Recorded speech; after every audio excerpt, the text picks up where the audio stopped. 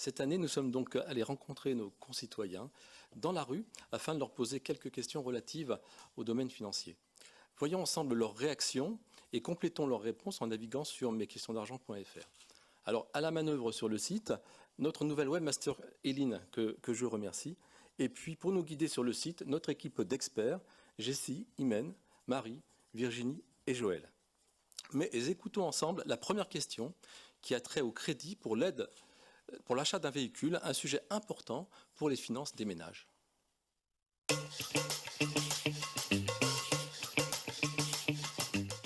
Soit on fait des économies et on l'achète comptant, soit on va voir son banquier et on fait un crédit.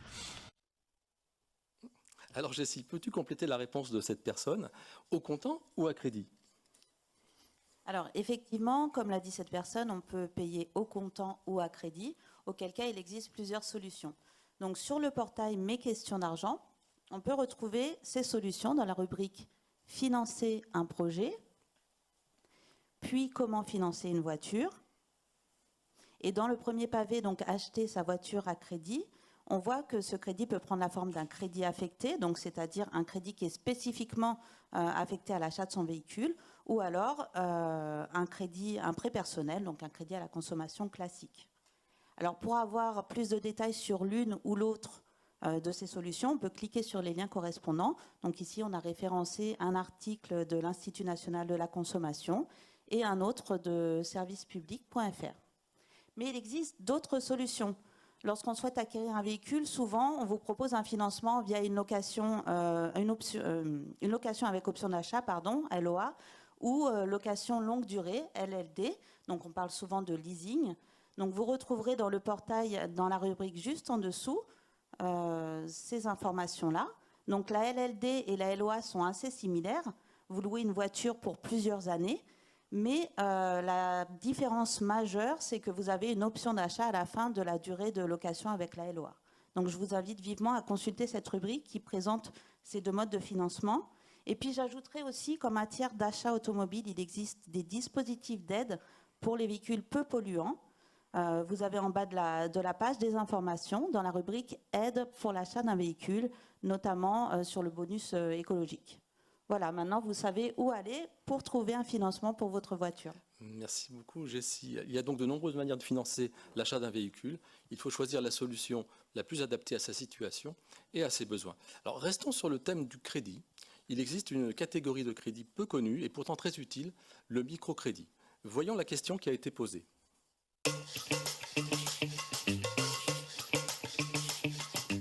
Il y a certains pays où c'est le seul moyen pour les gens de se débrouiller, de se créer une entreprise et ça les sort bien l'embarras. En particulier les femmes seules et qui ont à se débrouiller dans une activité. Alors Jessie, cette personne évoque le microcrédit professionnel, mais pouvons-nous compléter la réponse sur le microcrédit personnel? Oui, bien sûr. Donc, pour revenir sur ce qui a été dit, il y a effectivement le microcrédit professionnel qui va permettre à des créateurs ou des repreneurs d'entreprises qui ne peuvent pas accéder aux prêts bancaires classiques d'avoir des prêts de faible montant. Mais il existe également le microcrédit personnel qui est destiné aux personnes exclues du système bancaire classique. Et donc, ça va leur permettre de réaliser un projet en lien avec la réinsertion professionnelle. Donc, par exemple, faire réparer sa voiture ou alors financer son permis de conduire. Alors, si on ne sait pas du tout ce qu'est le microcrédit personnel, on peut aller directement dans la barre de recherche du portail. Voilà, et on tape microcrédit personnel. Et là, on va accéder à tous les documents relatifs au microcrédit personnel. Sinon, on peut également aller dans la rubrique « Financer un projet », puis « Microcrédit personnel » pour accéder aux différentes sources sur le sujet. Donc, par exemple, ici, on a un article de notre partenaire de la Finance pour tous et on va être informé, par exemple, des principales caractéristiques du microcrédit personnel, donc avec un plafond qui est désormais de 8 000 € et une durée de remboursement qui ne doit pas dépasser 7 ans. Voilà, donc pour plus d'informations, je vous invite à cliquer sur les liens de notre portail. Merci beaucoup Jessie. Voilà une forme de crédit qui peut aider des personnes en difficulté de manière très efficace. Pour continuer sur les solutions qui existent lorsqu'on rencontre des difficultés financières, passons maintenant à une question sur l'offre spécifique.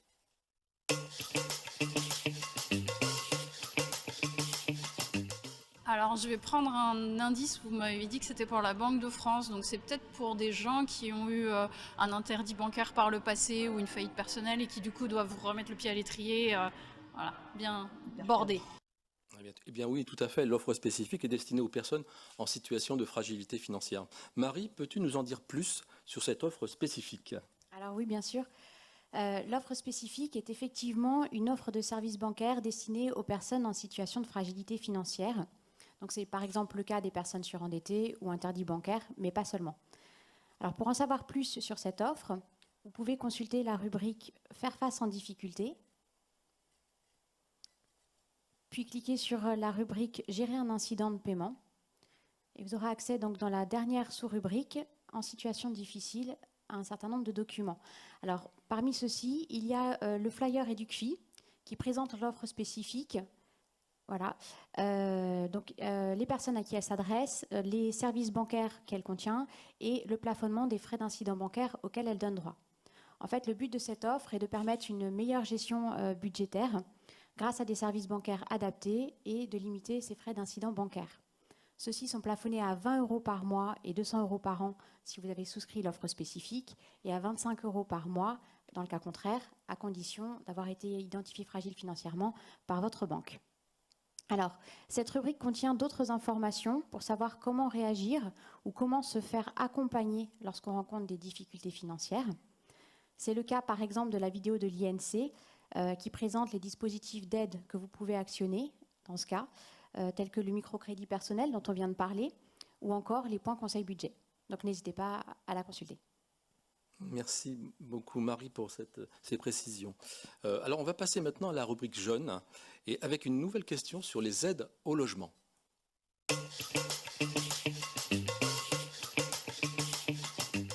On a l'APL et il y a aussi le Mobili Jeune qui est... et puis je pense que c'est tout. Non, il y en a un autre, mais j'ai oublié le nom. Le Crous. Ah, le Crous, donc les logements étudiants. Alors, ces deux jeunes personnes ont cité les aides personnalisées au logement et le dispositif Mobili Jeune. Imen, que peut nous dire mesquestiondargent.fr sur ce sujet?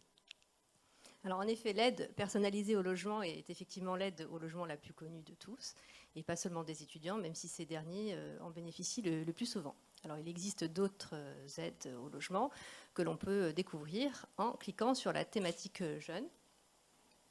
Donc puis la thématique jeune, puis la sous-rubrique mes aides financières. Alors on voit là défiler les aides professionnelles et les aides étudiantes. Alors en dessous, on retrouve toutes les aides au logement et notamment l'aide Mobili Jeune citée par les deux jeunes du micro-trottoir. Alors c'est une subvention permettant de prendre en charge une partie du loyer, entre 10 et 100 € maximum chaque mois et pendant un an. Il y a également l'aide à l'installation dans un logement pour les étudiants, AILE. Elle est proposée pour ceux qui se logent dans le parc privé, où il y a encore aussi la caution Visale qui permet d'obtenir une caution pour accéder à la location. On voit également sur cette page qu'il y a le fonds de solidarité pour le logement. Alors, il est accordé aux personnes qui rencontrent des difficultés pour payer des dépenses liées à leur logement, telles que des factures d'électricité ou des loyers. Donc voilà, beaucoup d'aides pour ces jeunes. Merci beaucoup, Imen. Alors, lorsqu'on est étudiant, il est important de connaître toutes les aides disponibles pour pouvoir poursuivre ses études le plus sereinement possible. Et sur notre site, vous trouverez effectivement un grand nombre d'informations sur des sujets très divers qui peuvent vous aider dans vos démarches.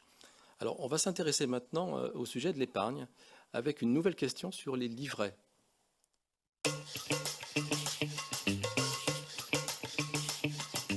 Le livret jeune.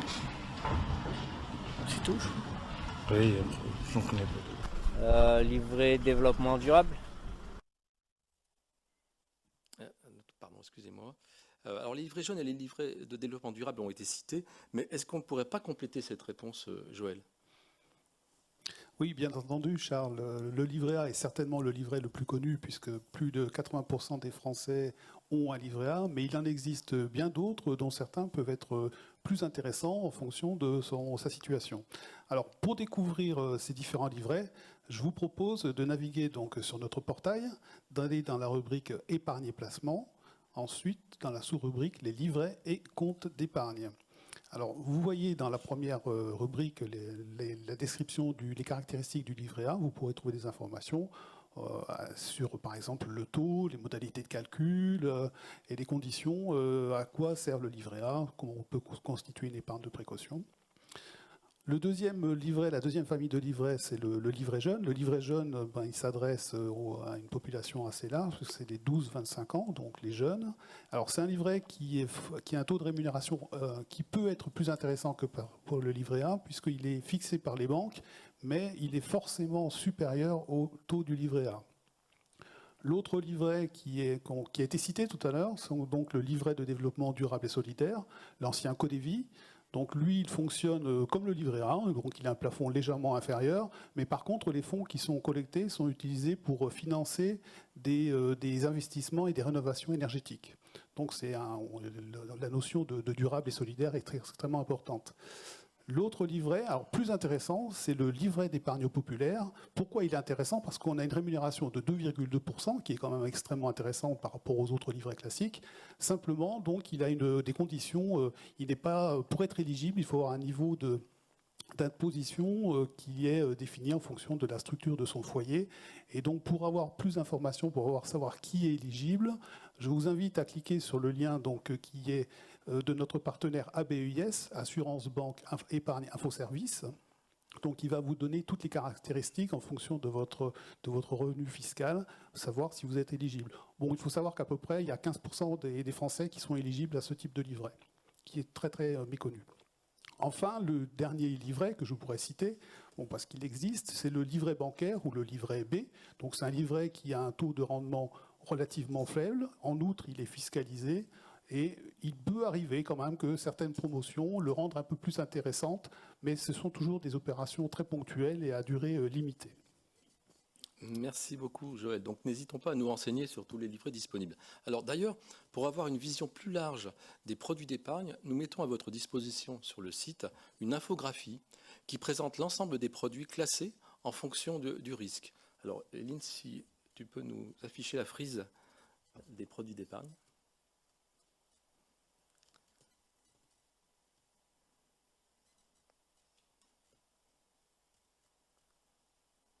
Voilà, donc sur cette frise, vous voyez l'ensemble des produits d'épargne qui sont classés à partir des livrets donc, pour les rendements les plus faibles. Et puis ensuite, vous avez au fur et à mesure l'ensemble des produits. Et on arrive bien sûr jusqu'aux actions cotées qui sont, des placements ou en tout cas de l'épargne qui peut être potentiellement risquée. Donc n'hésitez pas à consulter cette frise. Elle est très schématique. Elle vous permet d'avoir d'un coup d'œil l'ensemble des produits d'épargne en fonction du risque. Alors, puisqu'on parle de rendement, finalement, une question sur les offres que nous recevons régulièrement sur les réseaux sociaux.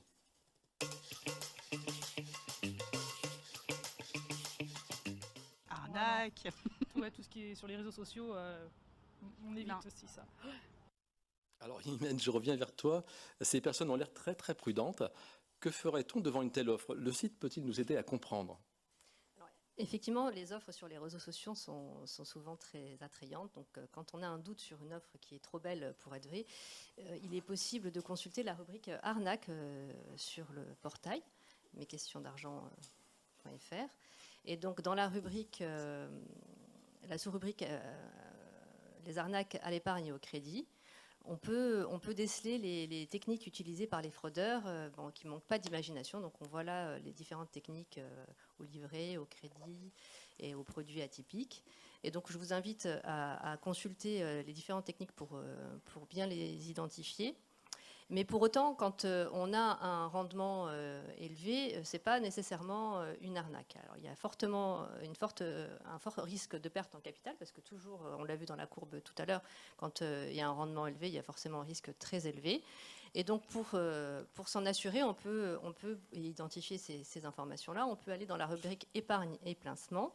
Et donc, dans la rubrique les bases de l'épargne, on aura toutes les informations essentielles pour avoir les bons réflexes sur comment épargner et les questions à se poser et les bons réflexes.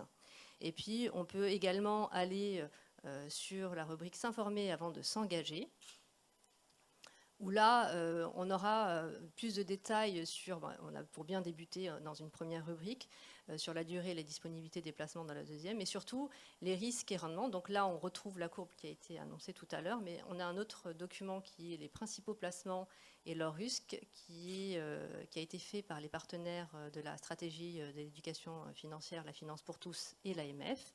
Et donc là, on voit dans le détail les principaux produits, leurs risques, les caractéristiques, la fiscalité et les disponibilités. Donc, voilà, ce qu'il faut retenir, c'est que quand il y a un risque, il y a un taux élevé, un rendement élevé, il y a forcément un risque élevé et pas forcément une arnaque. Exactement, j'allais dire. Donc, c'est vrai que je me disais qu'un tel rendement sur ces messages était quand même assez bizarre.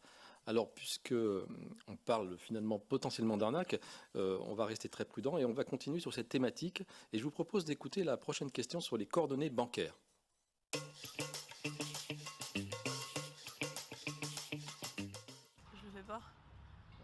Parce qu'il est censé les avoir et du coup je me dis en général quand on me demande par message c'est quoi mes coordonnées bancaires, je vais rarement le faire parce que bon voilà. Alors c'est vrai qu'on peut être tenté de répondre à la demande de son banquier, hein. Mais cette jeune fille a l'air très prudente. Marie, est-ce la bonne attitude à avoir et est-ce que mes questions d'argent peuvent m'éclairer sur ce point? Alors oui, cette jeune fille a raison. Il ne faut jamais communiquer ses coordonnées bancaires par mail. En fait, il s'agit d'une arnaque qu'on appelle phishing, où l'escroc se fait passer pour votre banquier pour récupérer vos coordonnées bancaires. Alors, pour apprendre à reconnaître une arnaque, on peut consulter la rubrique, dans la rubrique arnaque, la sous-rubrique reconnaître les arnaques, puis comment identifier les arnaques. Dans cette rubrique, vous allez trouver un certain nombre de documents et notamment un guide de prévention contre les arnaques, coécrit par nos partenaires, l'ACPR et l'AMF, avec le concours de la CNIL et de l'ANSSI. Alors, ce guide explique les différents types d'arnaques et les bons réflexes à avoir pour les déjouer.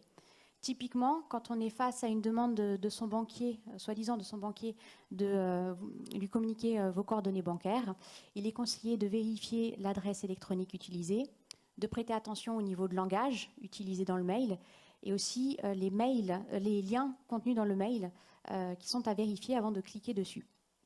Alors, de toute façon, de façon générale, il faut toujours se méfier des demandes étranges. Aucun organisme n'a le droit de vous demander de lui communiquer vos coordonnées bancaires et en particulier votre banquier lui-même. Donc, en cas de doute sur le message que vous avez reçu, il vaut mieux ne pas y répondre.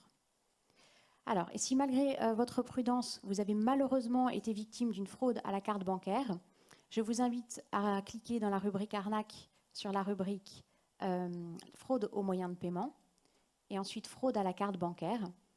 Vous y trouverez notamment un article de notre partenaire ABUS, Assurance Banque Épargne Info Service, qui explique comment réagir dans ce cas. Merci beaucoup, Marie. Alors, on a parlé de moyens de paiement. Je profite de l'occasion pour vous signaler, pour vous rappeler l'ouverture aujourd'hui de notre MOOC, notre cours en ligne, qui traite de la monnaie et des moyens de paiement. Il est accessible à partir de la page d'accueil de notre site. N'hésitez pas à vous inscrire. C'est d'accès totalement libre et gratuit. Alors, poursuivons maintenant cette séquence de navigation sur notre site Mes questions d'argent et je vous propose de découvrir la nouvelle rubrique du site dédiée à la dépendance, en particulier pour les personnes en perte d'autonomie, une question importante.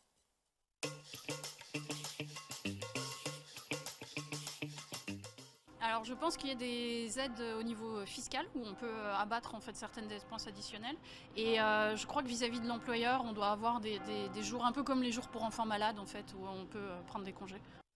Alors Joël, peux-tu compléter cette réponse? Que trouvons-nous sur Mes questions d'argent sur ce nouveau thème? Alors la question des aidants effectivement est très importante. Quand on parle des aidants, on pense dans un premier temps aux aidants professionnels, c'est-à-dire des personnes comme des auxiliaires de vie. Mais les aidants, c'est aussi plus de 11 millions de personnes qui sont appelés aidants familiaux parce qu'ils viennent en soutien à un proche, que ça peut être ses parents, ses grands-parents, son conjoint. Et donc, pour toutes ces personnes, on a souhaité intégrer dans notre site mesquestionsdargent.fr une rubrique, donc, dans la rubrique dépendance, une rubrique dédiée donc, à comment aider les aidants.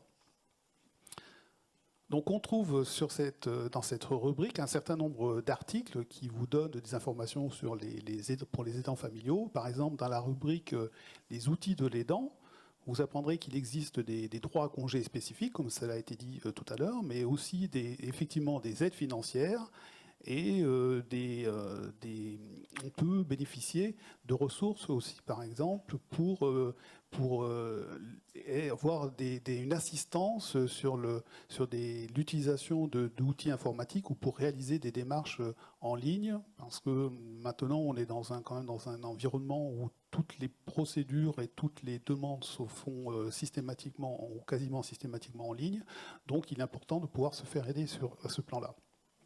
Donc je signale aussi dans la rubrique en dessous les associations d'aide aux aidants, parce que être un aidant familial, c'est une situation pour laquelle on est rarement préparé et qui peut rapidement devenir compliquée. Il est donc important de ne pas rester seul dans ces difficultés et de savoir qu'il existe des structures et des associations qui sont là pour vous apporter un soutien psychologique et éventuellement des soutiens matériels. Donc surtout, ne jamais rester seul dans ces situations, ça peut être très compliqué, ça peut devenir très compliqué.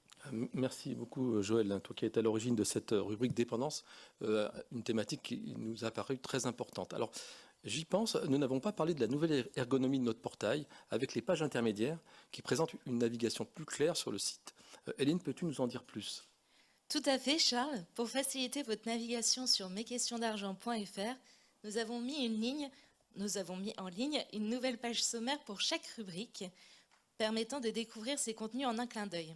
Par exemple, si je clique sur Dépendance depuis le menu, je vais voir toutes les sous-parties de la rubrique Dépendance, donc Dépendance, comment anticiper ses besoins, qu'est-ce que la dépendance, comment se faire aider et comment aider les aidants, ainsi que tous les sujets qui y sont traités.